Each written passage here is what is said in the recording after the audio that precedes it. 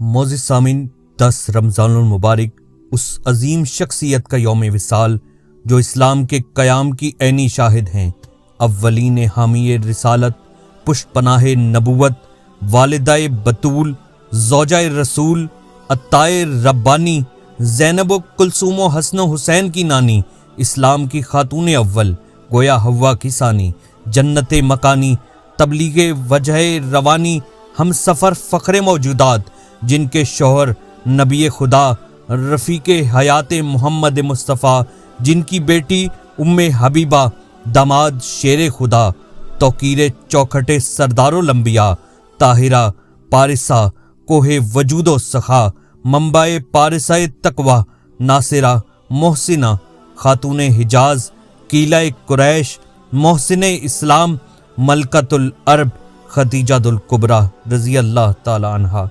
جن پر آسمان سے سلام اترا، بغیر کسی توقف کے ایمان لانے والی، راہ تبلیغ میں ساتھ بٹانے والی، محبوب خدا کی دلجوئی کرنے والی، مصطفیٰ صلی اللہ علیہ وآلہ وسلم کے زخموں کی شاہد، امت کے غم سے بوجھل قلب مصطفیٰ کی تسکین کا سبب بننے والی، آپ کے گھر کو مسکن ترویج دین بنانے والی، پاک اولاد کے ذریعے تانۂ ابتر سے بچانے والی،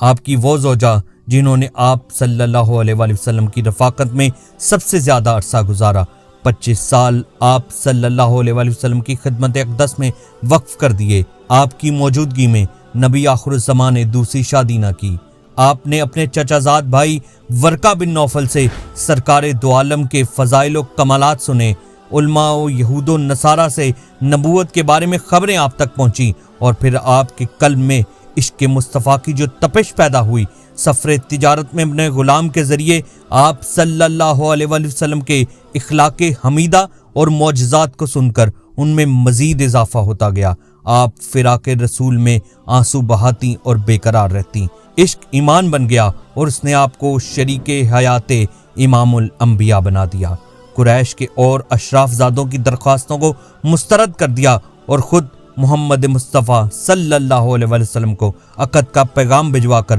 کائنات کی ہر عورت کو پیغام دیا کہ رشتہ ازواج کے لیے وہ کتنی بااختیار ہے اور اس کا انتخاب بھی کتنا بلند ہونا چاہیے۔ دور جاہلیت اور عرب کے داغدار سماج میں بھی جناب خدیجہ الکبریٰ اپنی عفت اور پاکیزگی کی وجہ سے طاہرہ کے لقب سے جانی جاتی۔ ان کے والد قریش کے ایک کامیاب تاجر تھے، انہیں اپنے والد کی مہارت ایسے وقت میں وراثت میں ملی ہی جہاں معاشرت میں مردانہ غلبے والا اور خطرناک ترین تھا، ایسے ماحول میں انہوں نے اپنی دولت، اعلیٰ کردار اور حسن اخلاق کی وجہ سے بہت نام کمایا۔ سیرت خدیجہ ہمیں سبق دیتی ہے کہ کامیابی دھوکہ دہی اور بے ایمانی کے بغیر بھی حاصل کی جا سکتی ہے، اور دوسرا سبق جو خاص طور پر خواتین کے لیے ہے کہ خوفزدہ کرنے والے عوامل کی پرواہ نہ کرتے ہوئے مقام و مرتبہ کیسے پایا جاتا ہے۔ شادی سے پہلے اماں خدیجہ بہت بڑے کاروبار کی مالک تھی، آپ کے عظیم کاروان تجارت میں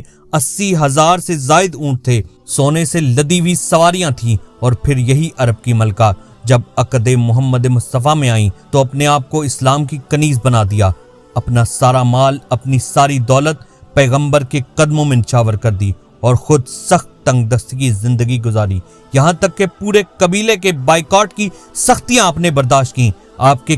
کئی دن فاقوں میں گزر جاتے، آپ درختوں کے پتوں سے گزارا کرتی، جس کے نتیجے میں آپ کی صحت بھی خراب ہو گئی، جو کہ بعد میں آپ کی وفات کا سبب بھی بنی۔ اماں خدیجہ وہ ہیں کہ جن کے بارے میں رسول خدا محمد مصطفیٰ صلی اللہ علیہ وآلہ وسلم نے فرمایا کہ اللہ تعالیٰ نے مجھے اس سے زیادہ بہتر بدل نہیں عطا فرمایا کہ وہ مجھ پر تب ایمان لائیں جب لوگوں نے میرا انکار کیا۔ اماں خدیجہ نہ صرف دین اسلام کی خواتین کے لیے بلکہ دنیا بھر کی خواتین کے لیے ایک رول ماڈل ہیں۔ اللہ تمام عورتوں کو خدیجہ الکبریٰ کے اسوہ سے سیکھنے کی توفیق عطا فرمائے، آمین یا رب العالمین۔